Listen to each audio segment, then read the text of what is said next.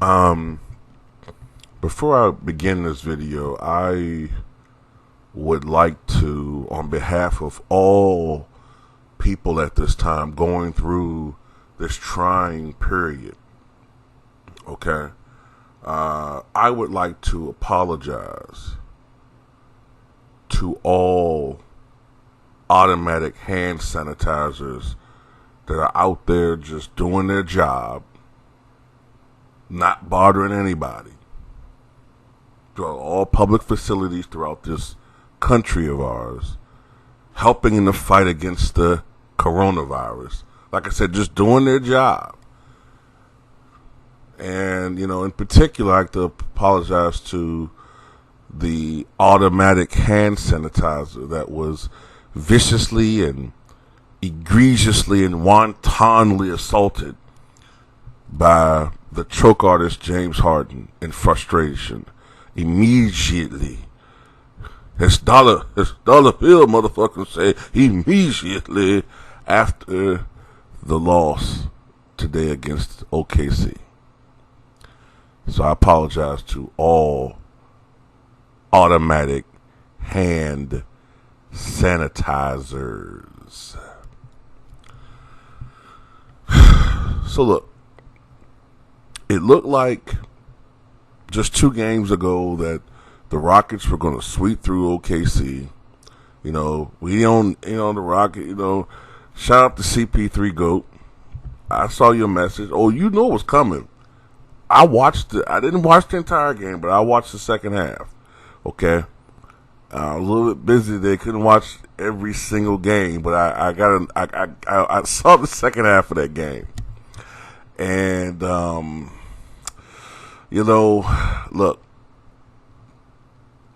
they thought the series was over with.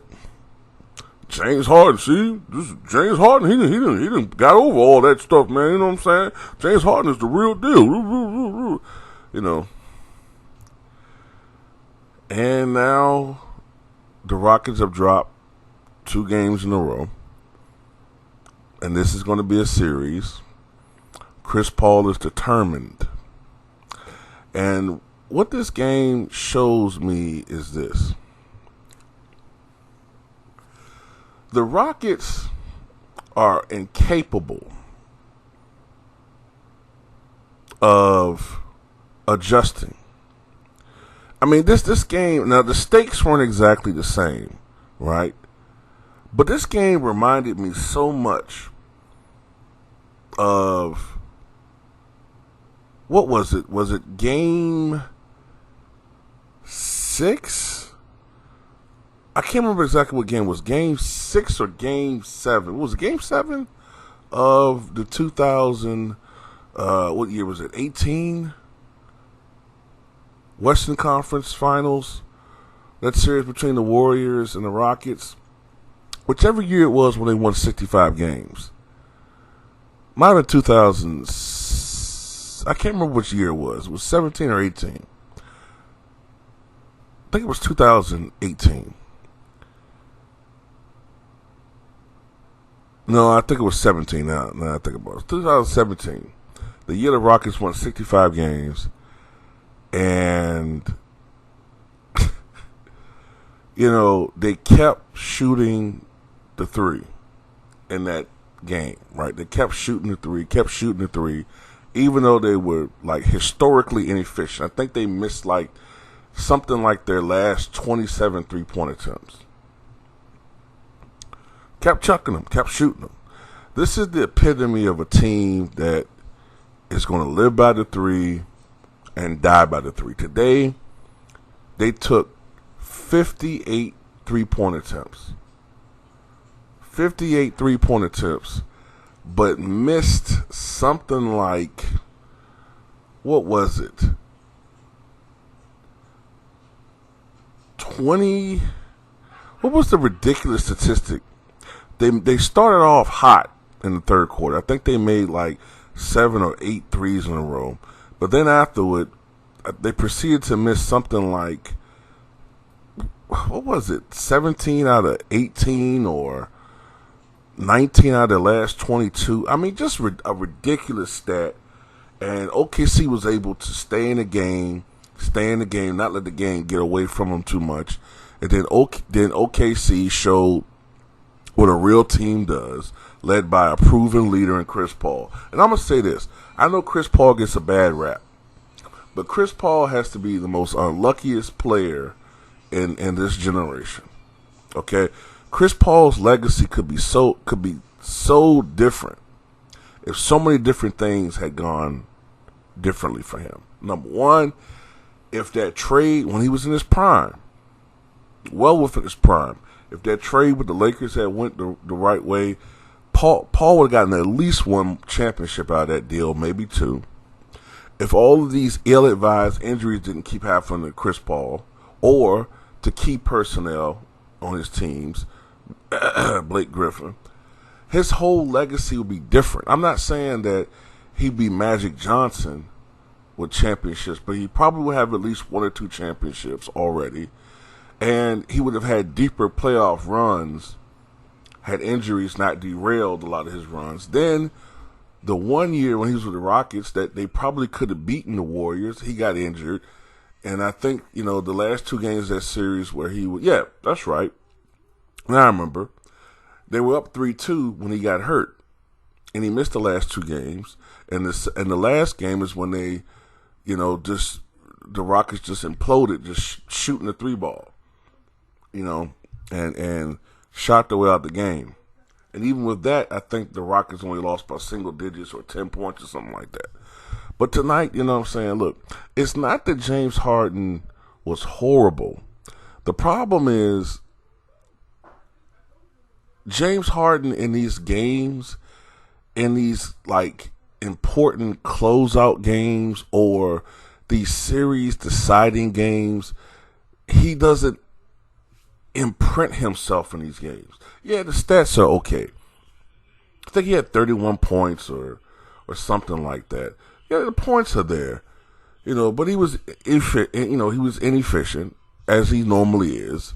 11 of 25, 6 of 15 from 3-point range. Not horrible, but he doesn't. When you think about James Harden, you don't really think of, oh, yeah, man, that was a great performance by James Harden. Already, Luka Doncic has those type of games. Already.